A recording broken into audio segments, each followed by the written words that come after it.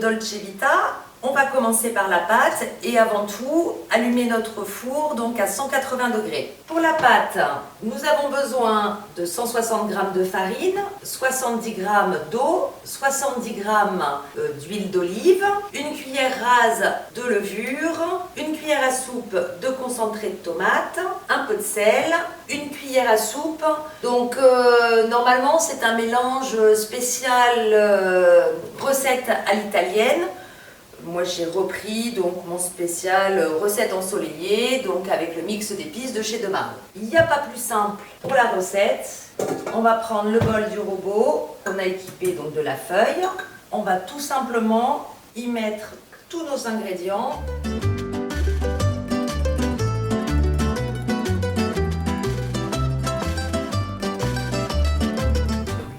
De tomates, vous pouvez en mettre une grosse cuillère à soupe, un petit peu de sel et pour finir notre mélange d'épices, nous allons mélanger. Voilà, donc notre pâte est déjà prête. On va prendre notre moule, donc le moule à tarte couronne.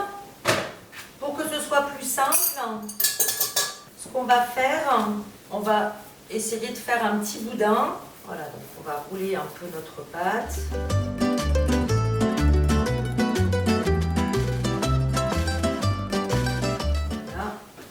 On va la déposer donc dans le moule. Et maintenant, avec les mains, il n'y a plus qu'à étaler.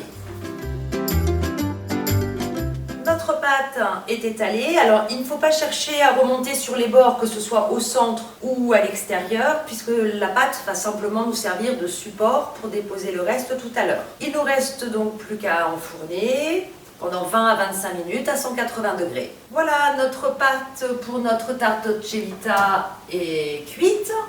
On l'a laissée refroidir. On n'a plus donc qu'à la démouler. Ça vient tout seul. Il ne nous reste plus qu'à la garnir. On va donc passer à la garniture de notre tarte Dolce Vita. Donc on va récupérer notre fond de pâte. Et on va commencer par la garnir avec du fromage frais.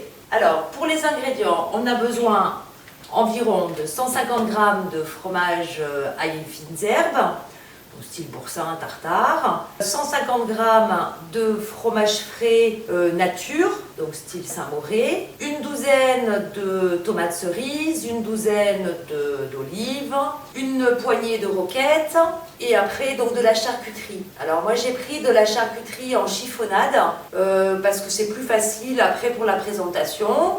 Donc là il y a du chorizo, de la copa et du jambon sec. On va donc commencer par nos fromages.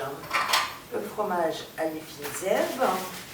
Donc là après, libre à vous pour le pochage, sachant qu'on va mixer un peu donc deux fromages différents. On va donc passer au deuxième fromage. Donc on ne va pas changer la poche, sachant que ça va être mélangé ensuite. On va juste changer de douille à la rigueur, mais c'est même pas obligatoire. Donc là, notre fromage frais, nature. Donc là, c'est pareil, on va ajouter un petit peu de ciboulette simplement dedans. Donc là, c'est facultatif. Donc je n'ai pas salé et poivré, c'est volontaire parce qu'avec la charcuterie qu'on va ajouter, je trouve que c'est déjà assez salé comme ça. Mais vous pouvez très bien ajouter un petit peu de sel et de poivre en plus dans votre fromage si vous le désirez. Et on va combler donc nos trous avec le deuxième fromage.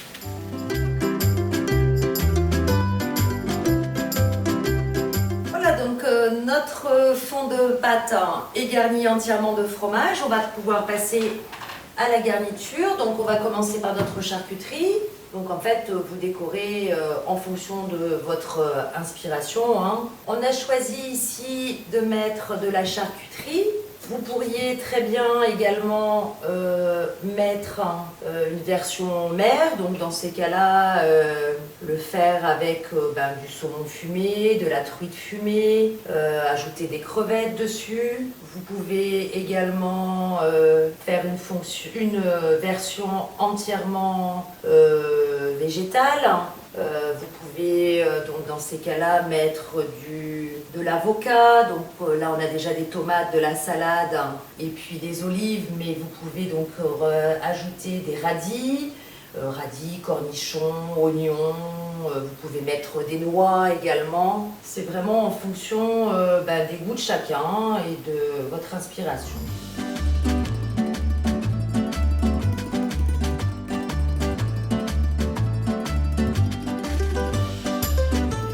On va finir par mettre un petit peu de roquette par-dessus. Vous pouvez mettre aussi de la salade traditionnelle, vous pouvez mettre un petit peu de mâche si vous voulez. Et voilà, donc notre tarte Dolce Vita est prête à déguster. Vous pouvez, si vous le souhaitez, rajouter par-dessus simplement un petit filet d'huile d'olive. À bientôt!